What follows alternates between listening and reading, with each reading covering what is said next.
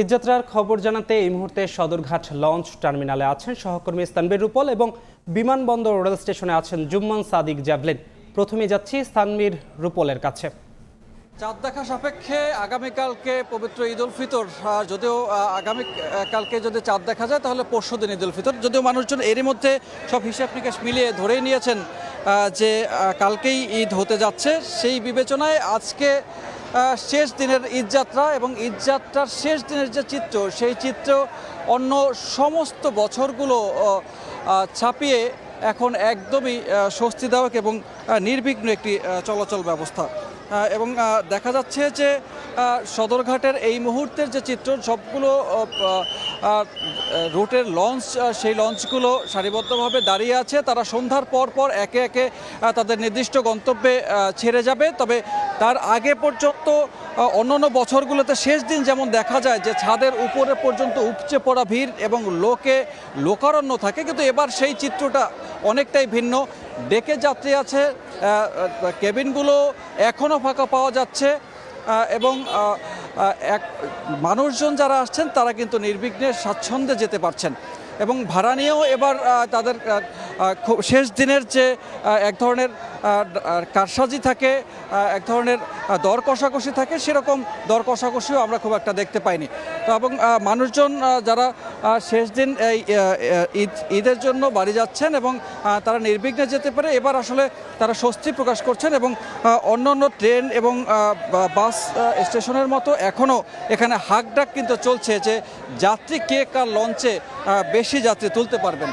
তবে এখানের যে দিক নির্দেশনা আছে যে ছাদে যাত্রী ওঠা বা না ওঠা, সেরকম দিক নির্দেশনার বালাই নেই, কারণ বেশ স্বাচ্ছন্দ্য নিরাপদভাবেই এখন ঈদ যাত্রা চলছে লঞ্চগুলোতে। তো এই ছিল সদরঘাট লঞ্চ টার্মিনাল থেকে সবশেষ তথ্য। চলে যাচ্ছি বিমানবন্দর রেল স্টেশনে, সেখানে আছেন জ্যাভলিন।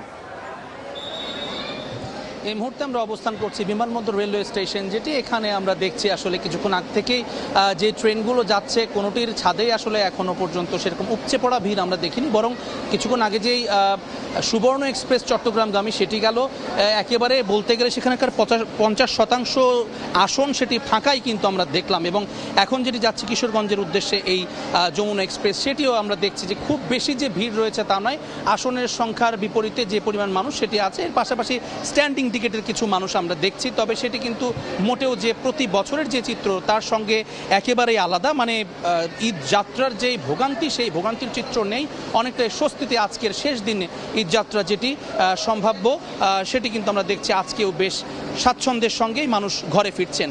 এবং এখানকার যারা যাত্রীরা আছেন নির্দিষ্ট সময়ে তারা স্টেশনে এসেছেন, শিডিউল বিপর্যয় এখনও পর্যন্ত হয়নি। গত দুদিনের মতোই কোনো ধরনের শিডিউল বিপর্যয় এখানে হয়নি। এবং রেলওয়ে কর্তৃপক্ষ যেটি বলছেন, মূলত এবারে আরও একটি বড় কাজ করেছে, যেটি প্রত্যেকটি ট্রেনের যে ইঞ্জিন, সেই ইঞ্জিনগুলো কিন্তু সঠিকভাবে কাজ করেছে। বিভিন্ন সময় আমরা দেখি যেটি একটি দুটি ট্রেনের ইঞ্জিন কিন্তু প্রতি বছরই বিঘ্ন ঘটে বা সেটি কারিগরি ত্রুটির কারণে আমরা বেশিরভাগ সময় দেখি যে কিছু কিছু ট্রেনের শিডিউল বিপর্যয় হয় এবং সেটির বাড়তি চাপ কিন্তু অন্যান্য ট্রেনগুলোতে গিয়ে পড়ে। অর্থাৎ একই রুটের যে অন্যান্য ট্রেন রয়েছে সেই যাত্রীরা কিন্তু পার্শ্ববর্তী জেলাগুলোর ট্রেনে উঠে যায় এবং তখনই বিপত্তিটা বাধে, ছাদে উঠতে হয় বাধ্য। এবং স্ট্যান্ডিং টিকিট উপেক্ষা করেও কিন্তু গাদাগাদি করে বগির ভিতরে, কোচের ভিতরে যাত্রীরা যান। সেই চিত্রটি এবারে নেই, অনেকটা স্বস্তিতেই শেষ মুহূর্তের যেই বাড়ি ফেরা সেটি চলছে। তো এই ছিল এখনও পর্যন্ত আমার কাছে ঈদ যাত্রার সবশেষ খবর বিমানবন্দর থেকে।